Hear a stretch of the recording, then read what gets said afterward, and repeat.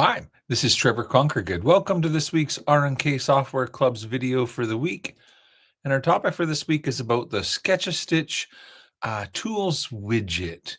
And of course, Sketch-A-Stitch is not part of the regular Floriani FTCU software, but it is a add-on, and you'll be able to tell if you have the Sketch-A-Stitch software by looking for what is a little paintbrush up at the top of your screen. And when you first click on that little paintbrush, if you hover over it, it says Sketchbook.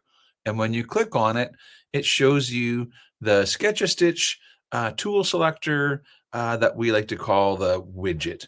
And essentially, it's a blue kind of wheel that opens up within your workspace, and it has on it the brush selector, shape selector, and stitch length, density, and these kinds of things can all be kind of controlled from this little widget. And so if I click on brush, it shows me all of the different types of brushes that are available to use with Sketch-A-Stitch: tapered ends, calligraphy, pressure sensitive, steel, applique, fill, bean, and run. And so once you choose one of those, then essentially you would click and drag to create whatever kind you chose. And so if I choose a tapered end steel stitch, then when I click and I drag, it creates a column that has tapered ends to it.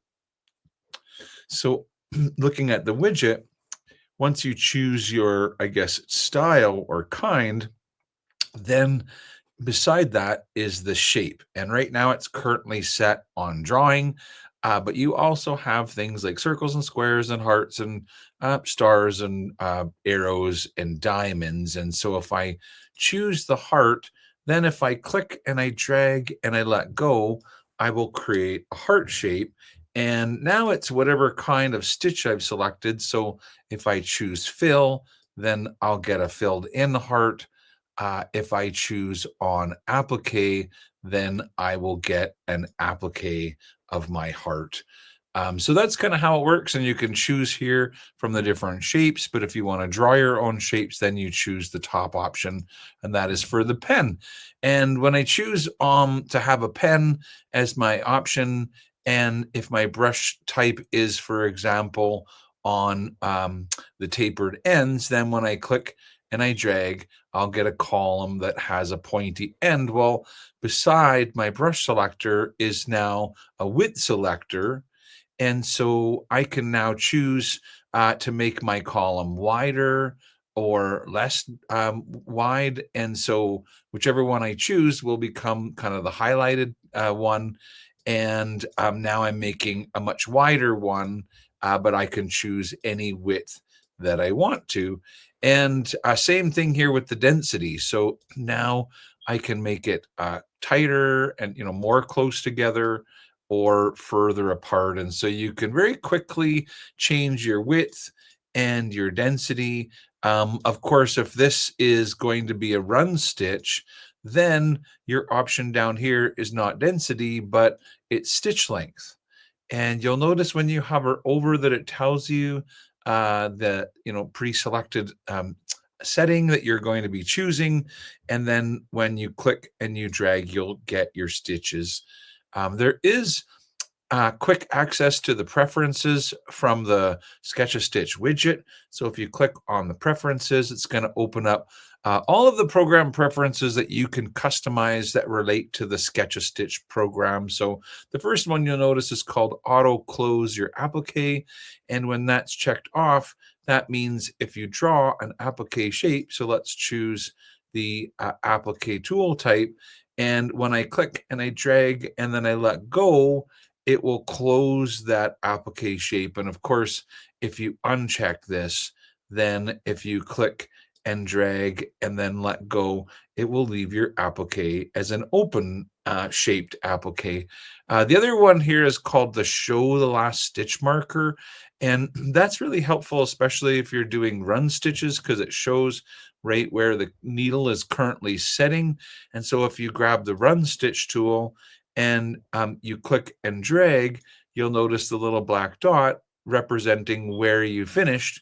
And that way, if you want to draw some more, you simply find your black dot and start there to avoid creating any kind of a jump. And because, of course, if I move over and start somewhere else, then the needle's going to have to trim the thread and jump to the new area every time. And so to avoid jumps and trims, we simply start where the last black dot is. And so sometimes it's a bit of a mess and of thread, and it's hard to find where you left off. And so that's why the black dot is there. It's your last stitch marker.